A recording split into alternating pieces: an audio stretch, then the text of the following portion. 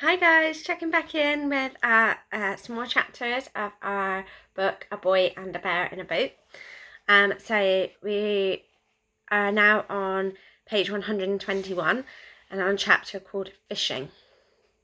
They didn't spend long looking for the very last sandwich, and they didn't look very hard. The bear took a quick glance through the jumble and clutter at the front of the boat. The boy peered briefly into the shadows at the stern. Just for a moment he thought he heard something, a sort of wet, crunching sound. Then he told himself very firmly that he had not, and turned to face the bear. "Well," said the bear, "as we're all out of sandwiches, I suppose we'd better catch a fish." "Oh, right," said the boy. He was rather thrown by this seemingly obvious solution to their food problem. He looked out at the sea and considered it in a new light. So far, he had only really thought of it as a kind of prison, and he had only thought of its surface, never of its depths and all the incredible varieties of life it contained, all its incredible varieties of tasty, nutritious life. He said, "a nice bit of fish. That'd be lovely. And I suppose you can just reach down into the water and scoop them up with your bare paws, can you?" He'd seen something of the kind on telly once. "I wouldn't have thought so, no. But we could have a go with this." The boy looked round at him and saw that the bear was holding a fishing rod. It was old and worn, and a good length of line had unravelled from the reel and tangled around it, but it looked sturdy enough. "A passenger left this on board a couple of months ago. He got a bit seasick and left in a hurry when we got back to land, eventually. I'd been meaning to give it the heave-ho for ages, but I'm glad I didn't now." "Oh, good," said the boy, a tiny hiccup of hope making his voice sound odd. His next meal, still seemed a long way off, but at least he could believe there might be one now. The bear examined the fishing rod, unknotting the tangled line, winding it back onto the reel. When he was finished, he held up the free end. No hook." The boy, for once, was not discouraged.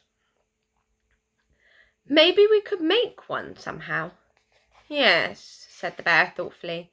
"Maybe if I could find some wire or—" The boy interrupted him. He had an idea, and he thought it might be a good one. "Ah," he said, scooping up the comic. "How about this?" The bear looked puzzled. It was an expression he had often worn over the years, and it suited him rather well. The boy was busy and intent. He opened up the comic and began working one of the staples, unbending its arms and wriggling it free of the pages. He soon had it loose and held it up, proudly and hopefully for the bear to see. The bear gave it some thought. "Yes," he said at last, "that could work." He plucked the staple from the boy's hands. "Thank you," he said, and then head cocked to one side, tongue out and eyes fixed in intense concentration. With surprising dexterity he used his claws like a pair of pliers to fold and bend and twist the staple into a neat hook shape. "You're welcome," said the boy as the bear held up the result. "Now, what can we use for bait? Maybe we need to have another look for that sandwich," said the bear.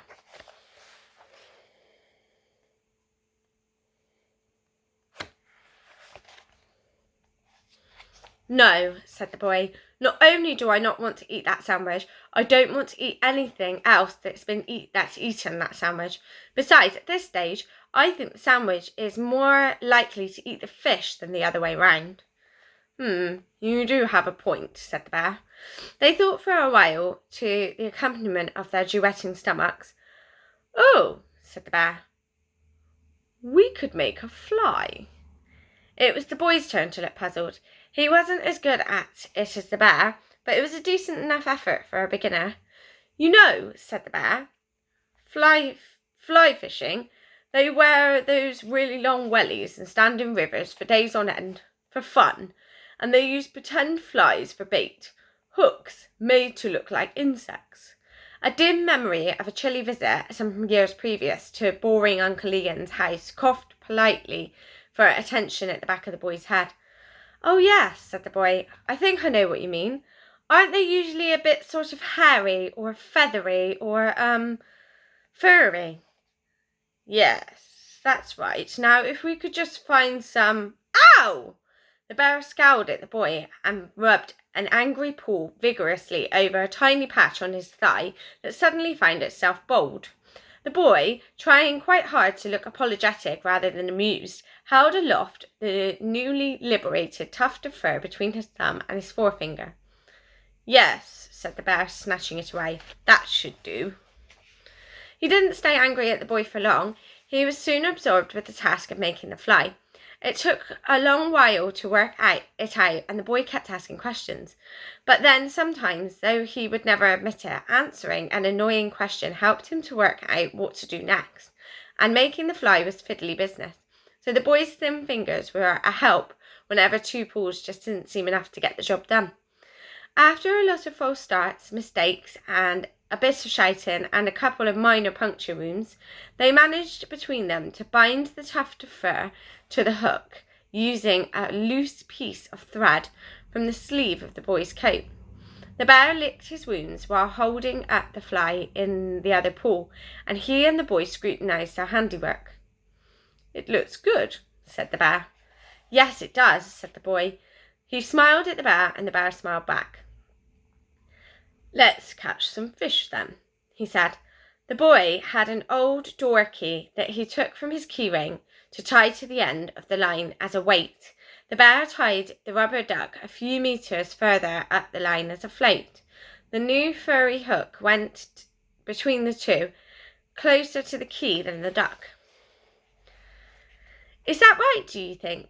asked the boy, looking at it all.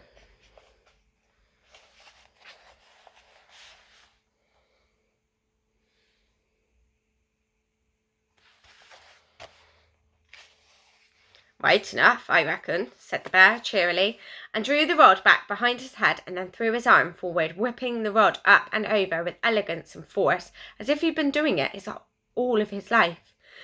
Then, after they carefully removed the hook from his bottom,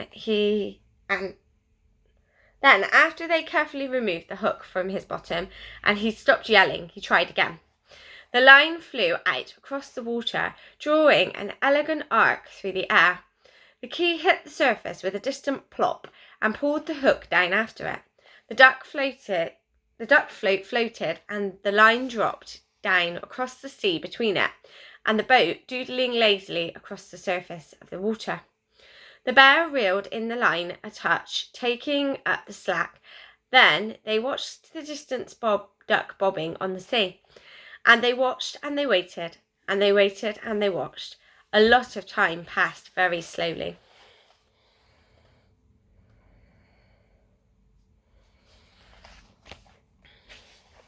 The boy's legs began to ache, so he sat down. Then, after a while, his bottom ached from sitting on the hard wooden seat, so he stood again. His stomach gurgled and he yawned. "Shh," said the bear, who had remained absolutely still. He hadn't even blinked the whole time. "You'll scare away the fish." "What fish?" said the boy, but very quietly. "I don't think there even are any." "Of course there are fish," said the bear. "Maybe our fly is no good after all," whispered the boy. "It's a beautiful fly." The bear kept his eyes locked on the bobbing yellow duck. His voice was quiet and steady. "The more I think about it, though," said the boy, "the more I think it didn't look all that much like a fly at all." "Well, no," said the bear. "Maybe not. But it didn't need to look exactly like a fly." "It didn't look anything like a fly." "Well, no, not much.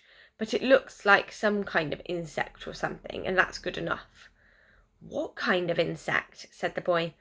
"I don't know," said the bear, a little sharply. "Maybe a caterpillar or something. Yes, it looked like a caterpillar, a bit." "I suppose," said the boy, and watched the duck for a while. It wasn't going anywhere. "Do fish eat caterpillars?" said the boy. "What?" said the bear. Do fish eat caterpillars? The bear thought about this. Yes, I think, probably yes. Yes, I'm sure. Fish eat caterpillars. At least some kinds of fish eat caterpillars. At least some kinds of fish eat some kinds of caterpillars, yes. Said the boy. The boring, gentle breeze thought about blowing, but it decided in the end not to bother. That is how still it was. The duck just sat there. The boy was thinking, wouldn't the fish that eat caterpillars, said the boy, be in rivers, though? Maybe, said the bear, before, to be frank, he had given the matter any thought. Rather than out at sea, said the boy, where there aren't any caterpillars. Maybe, said the bear. He stared out at the distant bobbing duck floating on the water, a bright spot on the vast dark sea. The boy stood beside him, facing the same way, but not really looking at anything. The boy gave the tiniest sniff. The fish out here probably never even seen a caterpillar in their lives, he said. Well, that's good, isn't it? Because then they won't know that ours isn't a very good one, will they? Said the bear. I hadn't thought of that. And I don't think they have very good eyesight anyway, fish. They're certainly not very clever. And they probably get really bored of eating whatever it is they usually eat. So if they see a caterpillar, even if they don't know what it is, they'll probably try eating it just for a change. I suppose, said the boy. So it'll be fine, said the bear. At some point, a short-sighted, stupid fish with a taste for adventure will come along, and the rod twitched. Their attention snapped to the duck just as it disappeared beneath the water. With a flick of the wrist, the bear jerked the rod sharply up and back, instantly pulling up the line and propelling out of the water and into the air a very startled fish. It flew through the air and landed neatly at their feet, flapping and bucking and bouncing on the bottom of the boat. There, what did I tell you? Said the bear. The boy couldn't help grinning with relief. He was almost laughing, in fact. He felt a giggle rising inside him as he watched the bear take the hook from the fish's mouth. It wasn't a huge fish, but it was big enough. The boy wanted to dance with joy, but if he did, then the boat would rock and he'd probably fall over, so he didn't. Thwack! The bear whacked the fish's head firmly against the side of the boat just once, killing it instantly, and knocking the boy's delight out of him, leaving him silent and wide-eyed in shock. The bear looked oddly, both comical and menacing, standing there, tensed from excitement, holding a limp fish in one paw.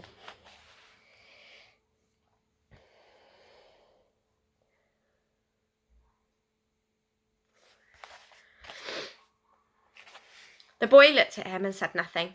Then his stomach growled again. Well, don't just stand there,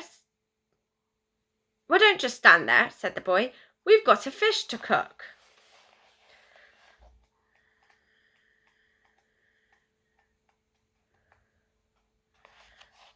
Trading up.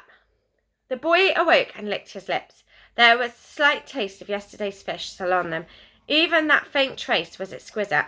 The bear had fried the fish in a small pan on his tea-making stove, lit, as ever, at arm's length and with comically extreme care, and they had eaten it with their fingers and paws, the juices dripping messily down their faces, each of them rapturous at their release from hunger and at the glorious deliciousness of the fish.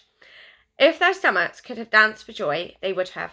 Then, for a little while, they sat happily in the moonlight and talked and joked. The bear had even tried to teach the boy a sea shanty, but it seemed to the boy that the tune kept changing each time the bear sang it, and then, when the boy finally thought he'd got a grip of the melody, the bear would lose his way on the ukulele or forget the words and bring the song to a stuttering halt for a while. Then he would begin again in a different key, possibly on a different song entirely. It was hard to tell.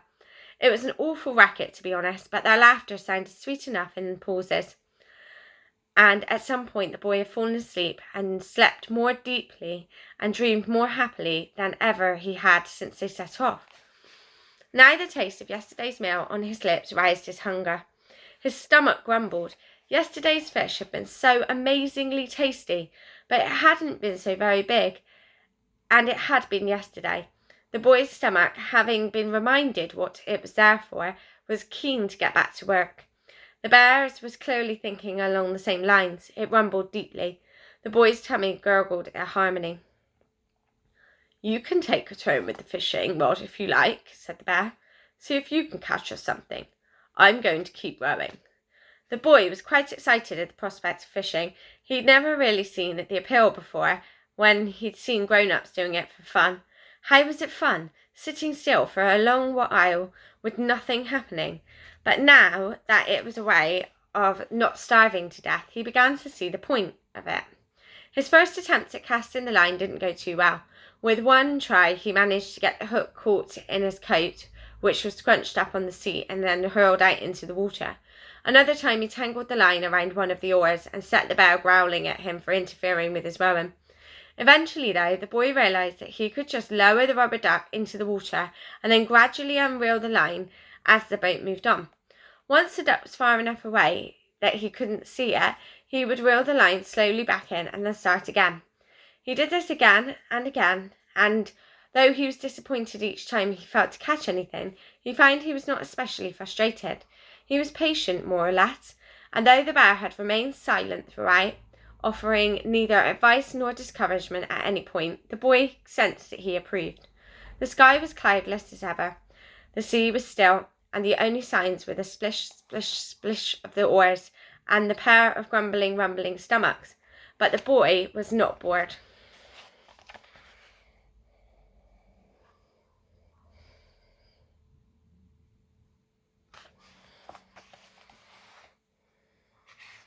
He was doing a job to the very best of his ability.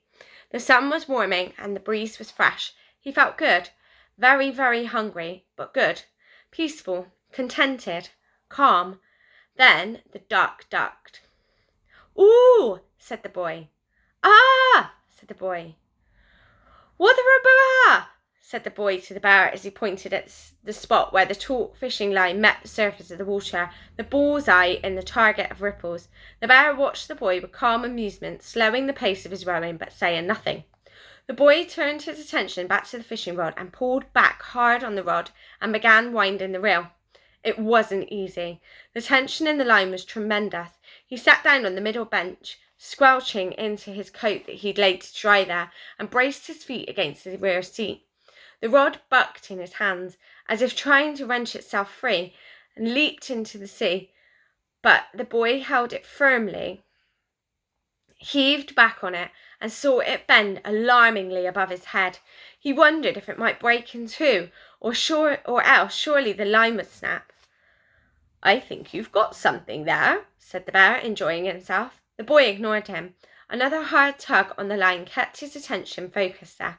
The pull on the line had dragged the angle of the rod back down, close to horizontal, and the handle of the reel had slipped from his hand.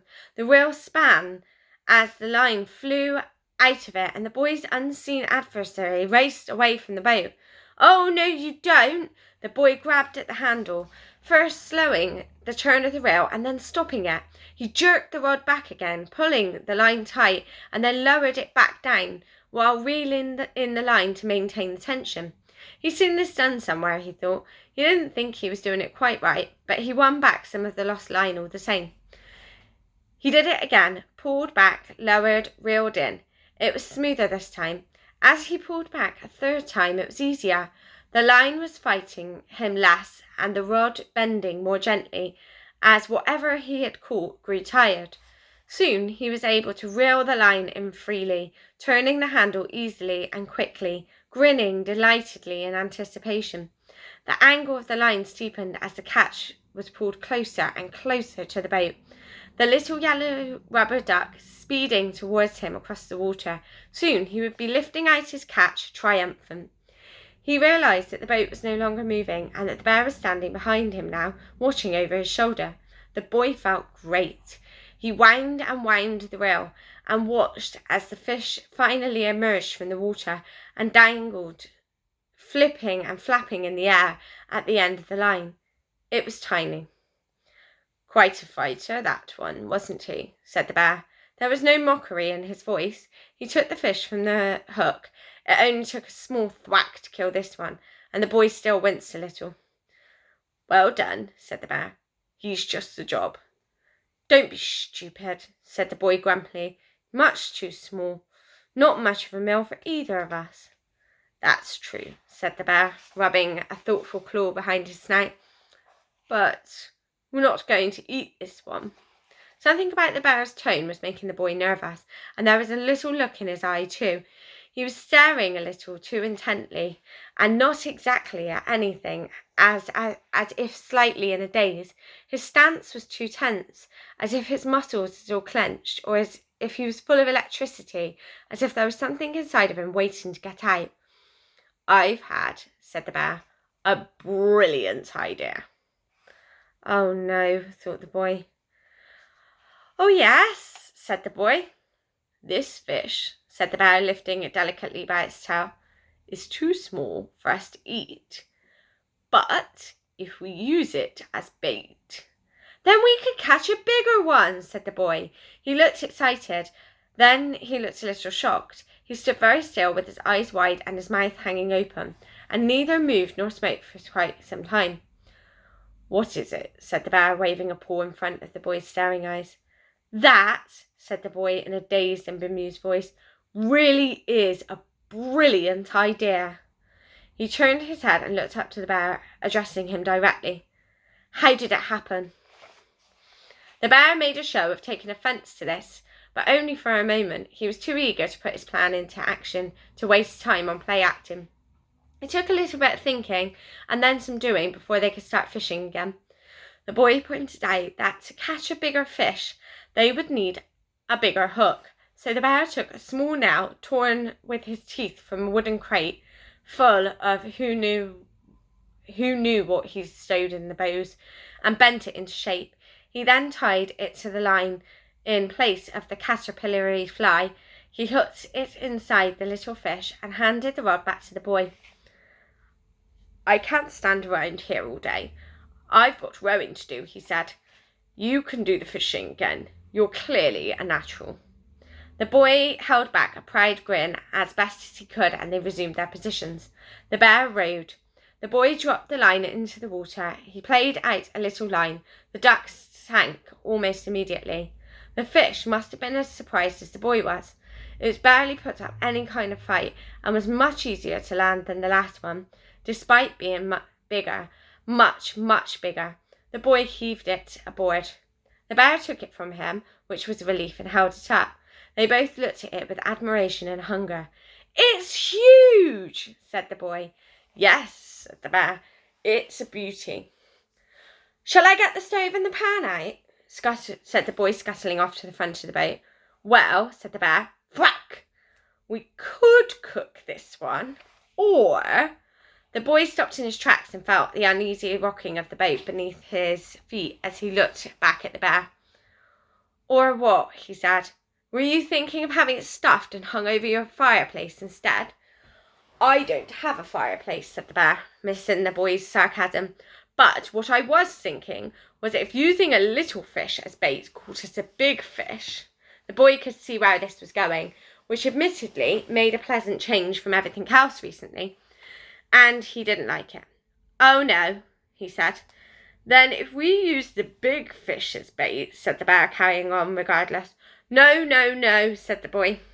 "We could catch a really, really big fish. That would keep us going for days," said the bear. "I don't think the line could take the weight of anything much bigger, though," said the boy, "or the rod, or my arms for that matter." Said the bear. He put the big fish down and picked up the rod. He looked at the line. He looked at the rod, flexing it thoughtfully. He glanced briefly at the boy's arms.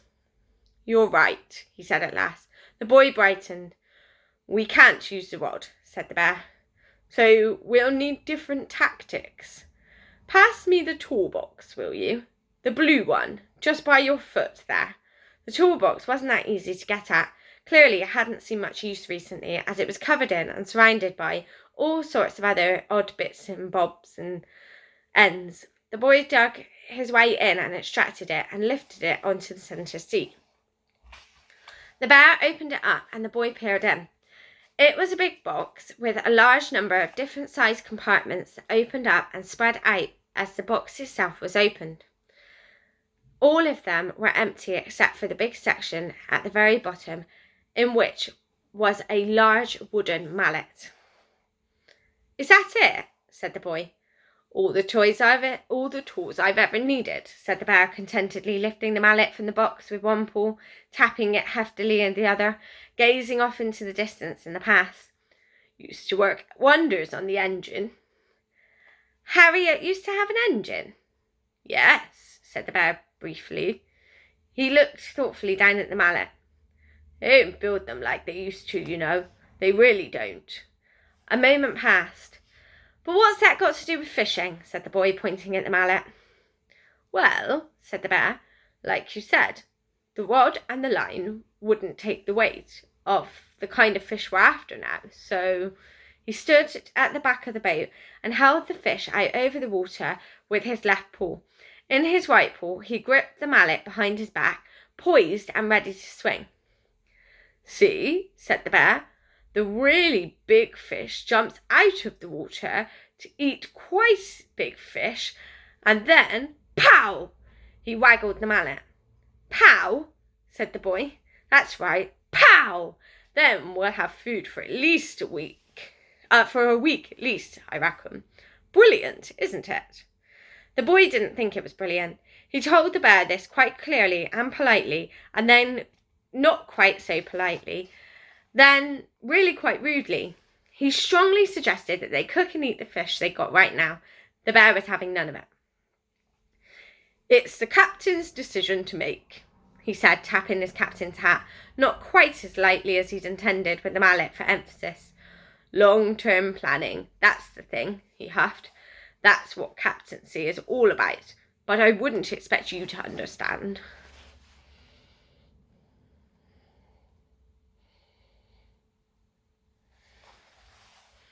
The boy rolled his eyes but decided not to argue any further. The bear could stand there holding the fish all day as far as he was concerned, and once the bear finally gave up, at least they could cook and eat the fish they'd already got. Teasing the bear about it afterwards would provide entertainment for days. He just hoped that the bear wouldn't be too stubborn. Surely he would give up after an hour or two. The boy made himself comfortable at the front of the boat. He started to read the comic again. He didn't pay much attention, though.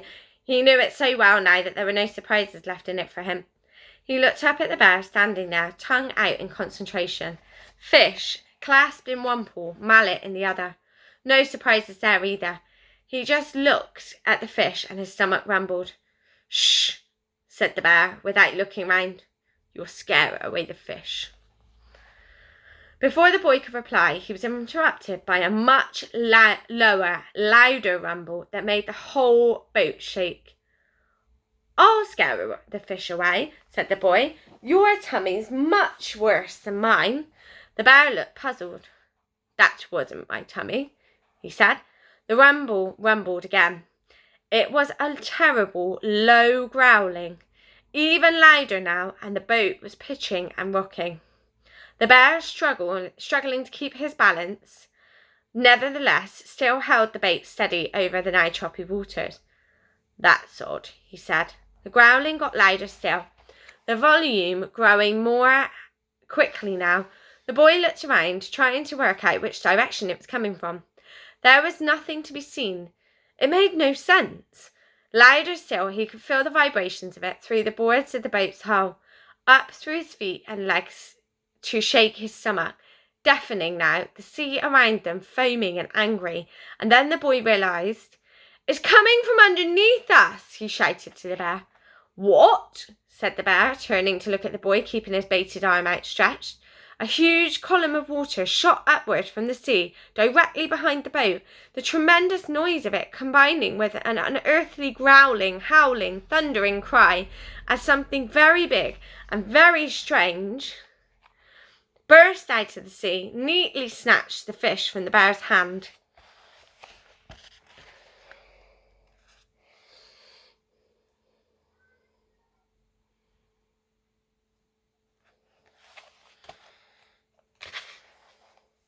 The boat was thrown up into the air and turned a neat somersault and landed back down on the water with a smack, knocking the boy and the bear over onto their backs.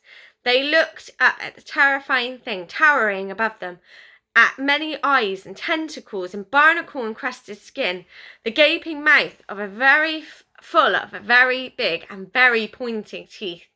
The boy screamed and turned his head away, but then he found himself staring at the very last sandwich lying next to his head and screamed again, even louder. The bear rose slowly to his feet, looking up at the creature in awe. "Oh," said the bear, "you really are a big fella." The strange thing arched its serpentine body to bring its head closer to the bear, all of its many eyes staring straight at him with alien curiosity. The thing looked at the bear, and the bear looked at the thing. "Oh well," said the bear, "made a plan. Better stick to it, I suppose." And with the mallet in his paw, he leapt from the boat.